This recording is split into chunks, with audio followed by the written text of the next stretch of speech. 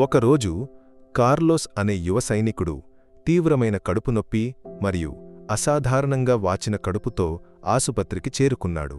అతని కడుపు గర్భిణీ స్త్రీ ఆఖరి నెలల్లో ఉన్నట్లుగా పెద్దగా ఉంది. డాక్టర్ ఫిలిప్ ఆశ్చర్యంతో అతని వద్దకు పరుగెత్తాడు. వెంటనే స్ట్రెచర్ తీసుకురమ్మని ఆదేశించాడు. కార్లోస్ కడుపుపై చేయి వేసినప్పుడు లోపల ఏదో కదులుతున్నట్లు అనిపించింది, బిడ్డ తన్నినట్లు. ఇది డాక్టర్ను గందరగోళంలోకి నెట్టింది, ఎందుకంటే పురుషులు గర్భం దాల్చలేరు కదా. కార్లోస్తో ఉన్న అతని స్నేహితుడు ఫాబియన్ డాక్టర్తో చెప్పాడు. 8 నెలల క్రితం కార్లోస్ కడుపు వాచడం మొదలైంది. అతను అది సాధారణ వాపు అని భావించాడు. ఇప్పుడు నొప్పి భరించలేనంతగా ఉంది, కాబట్టి నేను బలవంతంగా ఇక్కడికి తీసుకొచ్చాను. కార్లోస్ నొప్పితో విలవిలలాడాడు. ఫాబియన్ భయంతో వణికాడు. డాక్టర్ ఫిలిప్ కార్లోస్ను పరీక్షా గదికి తరలించాడు. అల్ట్రాసౌండ్ స్కాన్ చేసినప్పుడు అందరూ షాక్ అయ్యారు. కార్లోస్ కడుపులో జంట పిల్లలు. ఫాబియన్కు నమ్మశక్యం కాలేదు. కార్లోస్ నొప్పిలో ఏమి జరుగుతుందో తిరస్కరించాడు. అకస్మాత్తుగా కార్లోస్ శరీరం నుండి వేడి ద్రవం బయటకు వచ్చింది. అమ్నియోటిక్ ద్రవం పగిలింది. ప్రసవం సమీపిస్తోంది. డాక్టర్ వెంటనే కార్లోస్ను శస్త్రచికిత్స గదికి తరలించాడు. కార్లోస్ నొప్పితో అరిచాడు, ఫాబియన్, ఇది అసాధ్యం అని పదే పదే అన్నాడు. శస్త్రచికిత్స గదిలో కార్లోస్ బట్టలు మార్చినప్పుడు షాకింగ్ సత్యం బయటపడింది. కార్లోస్ పురుషుడు కాదు, స్త్రీ. కార్లోస్ ఒప్పుకున్నాడు. నా నిజమైన పేరు కార్లా. నేను స్త్రీ. ఇది ఎవరికీ తెలియకూడదు. డాక్టర్ ఫిలిప్ షాక్ అయినప్పటికీ ప్రసవం సమీపించడంతో వేగంగా పనిచేశాడు. కార్లాతో బలంగా ఉండమని చెప్పాడు. కొన్ని నిమిషాల్లో 2 పిల్లల కేకలు గదిలో మారుమోగాయ. జంట పిల్లలు. ఆసుపత్రి బయట ఫాబియన్ పూర్తిగా గందరగోళంలో ఉన్నాడు. అతని స్నేహితుడు స్త్రీ అయి పిల్లలను కనడం అతనికి నమ్మశక్యం కాలేదు. అకస్మాత్తుగా సైనిక అధికారులైన వలేరియో మరియు టామస్ ఆసుపత్రికి చేరుకున్నారు.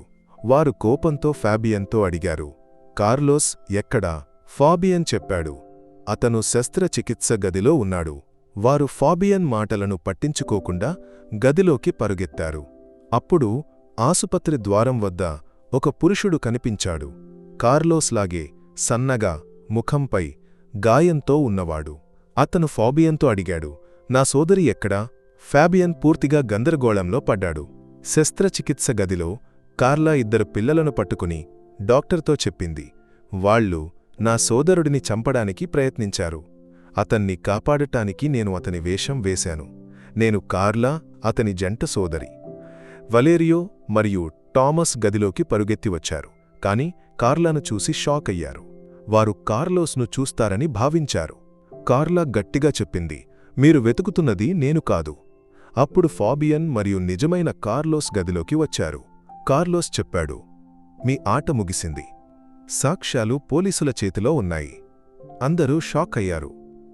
కథను అర్థం చేసుకోవడానికి కొన్ని నెలలు వెనక్కి వెళ్ళాలి. కార్లోస్ ఒక సైనికుడు. ఒకరోజు టామస్ కార్యాలయంలో ఒక రహస్యపత్రం చూశాడు. అందులో వలేరియో మరియు టామస్ సైన్యం డబ్బును దొంగిలించిన సాక్ష్యాలు ఉన్నాయి. కార్లోస్ దీన్ని బయటపెట్టడానికి ప్రయత్నించినప్పుడు వారు అతన్ని తలపై కొట్టి నదిలో పడేశారు.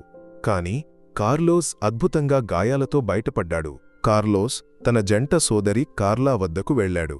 కార్లా కూడా సైన్యంలో వేరే చోట పనిచేస్తుంది. వారు ఒక పథకం రూపొందించారు. కార్లోస్ వేషం వేసి అవినీతిపరులకు వ్యతిరేకంగా సాక్ష్యాలు సేకరిస్తుంది. కార్లా జుట్టు కత్తిరించి స్వరం మార్చి కార్లోస్లా నటించింది. జ్ఞాపక శక్తి కోల్పోయినట్లు నటించి సాక్ష్యాలు సేకరించింది. కాని కార్లాకు తాను గర్భవతినని తెలియదు. నెలలు గడిచిన తర్వాత కార్లా కడుపు పెద్దదయింది. అందరూ ఇది వ్యాధి అని భావించారు. కార్లా ఇది జీర్ణ సమస్య అని చెప్పి తప్పించుకుంది. ఫాబియన్ కార్లాను కార్లోస్ అని భావించి డాక్టర్ను కలవమని బలవంతం చేశాడు. కాని కార్లా వెనకాడింది. ఆమె తన మిషన్ను పూర్తి చేయాలి. ఒక రాత్రి కార్లా వలేరియో కార్యాలయంలో రహస్యంగా ప్రవేశించి సాక్ష్యాల ఫోటోలు తీసింది. కాని వలేరియో మరియు టామస్ అక్కడికి వచ్చారు. నీ జ్ఞాపక శక్తి కోల్పోవడం అబద్ధం కదా అని కోపంగా అడిగారు. కార్లా నొప్పిలో విలవిలలాడినప్పటికీ టేబుల్ను నెట్టిపారిపోయింది. ఫాబియన్ను చూసినప్పుడు నన్ను ఇక్కడి నుండి తీసుకెళ్ళు అని చెప్పింది. ఫాబియన్ కారులో కార్లాను ఆసుపత్రికి తీసుకెళ్లాడు. ఆసుపత్రిలో కార్లా నిజమైన గుర్తింపు బయటపడింది. ఆమె ప్రసవించింది. వలేరియో మరియు టామస్ వచ్చినప్పుడు నిజమైన కార్లోస్ కనిపించాడు. కార్లా సేకరించిన సాక్ష్యాలు పోలీసులకు పంపబడ్డాయి. ఫాబియన్ సహాయంతో వలేరియో మరియు టామస్ పట్టుబడ్డారు.